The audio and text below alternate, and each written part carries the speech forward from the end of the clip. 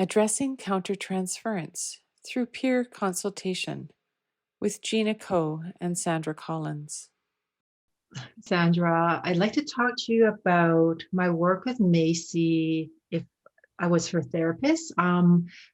This week, Macey talks about how there is a lack of emotional connection in general with her mom and dad. So hearing Macey's story has brought up my own upbringing and my own story. And I'm comfortable sharing that. I hope that you can give me maybe some reflections and yeah, moving forward, how do I continue to work with Macey? So I think I think I've disclosed that I was raised by a single mom with extended family such as aunts and uncles and grandparents. My dad was really never in my life, so sometimes he'd come back in the summer. We'd drive to go vacationing, for example, but we don't talk. And yeah, the times we did, he would just discipline us and kind of yell and say, "Be quiet, I'm driving." So, and my mom, she did raise us. However, we don't have an emotional connection or language to talk about things.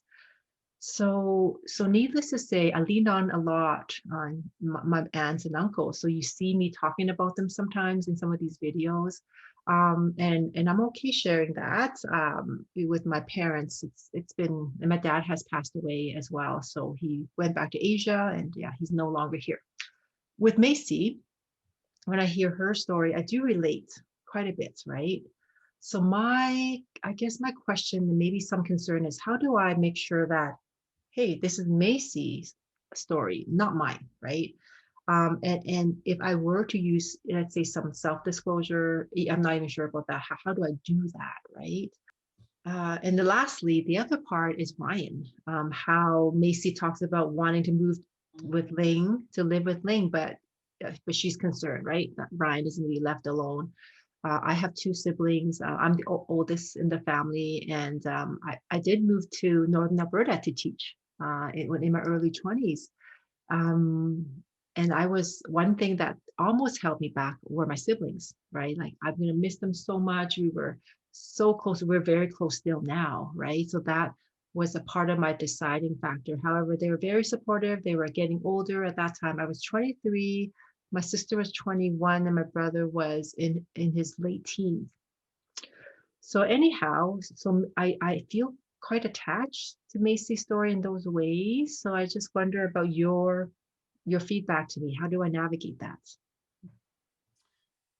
The piece, Gina, that I would like to pick up on is the sort of emotional versus cognitive reflections that you're doing. So, one of the things that I often do for myself when I find myself resonating with a client story is asking myself, am I resonating with that on a cognitive, sort of reflective, critical place?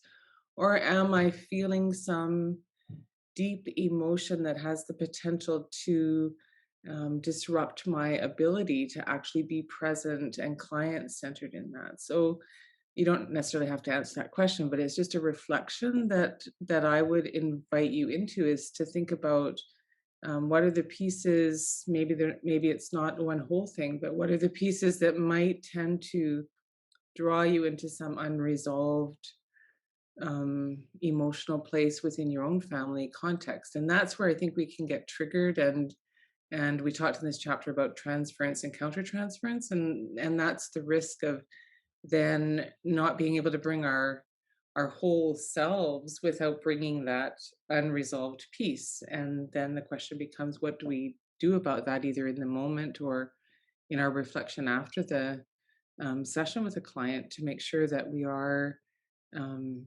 staying client centered and staying client focused, which was part of the question I think you were asking. Mhm. I mean, when I did my master's practicum, I had my supervisor, right? And I had my team members, my colleagues to debrief with. And when there's counter transfers, that's what I did. And it was really powerful. And I also have my own therapist, right, to talk to about some of these things, to unpack some of them. And now in private practice, in many cases where I feel like, okay, like this is what's happening right now with a certain client and a client story. And and sometimes it's ethical or a bit confusing. So I consult, right, with my colleagues. Mhm. So that's been really helpful. And so yeah, this is really helpful to just even talk out loud about it so that it's not like, okay, Gina, just ignore it. It's fine. Sandra, going back to what you said about doing, yeah, my own work around that as well. So Mhm. It's not that there's something inherently wrong with a strong emotion. It's our ability to sort of step back from it and reflect and be able to position our emotion versus the client's experience and the client's emotion. And sometimes we have as the benefit of experience from some of these earlier experiences in our lives is that we can also look back and say, this was an experience I had, and here's how it changed over time. And mm, for me, that also, whether I say that to the client or not, because certainly I can relate to pieces of Macey's story here from the coming out perspective and from my parents' original reactions. But I also have the benefit of seeing how my parents have shifted over time. So, in a sense, I can come with a bit of hopefulness for Macey, as well as empathizing with the place where she is now. And so I think there's all these different pieces that are complicated about how our lives intersect with clients' lives and how we navigate being present in the moment in their experience. And because it's also would be a risk that I bring my hopefulness in a way that's not exactly where Macy is in this moment with that initial piece of accepting the things that are in the here and now. mhm.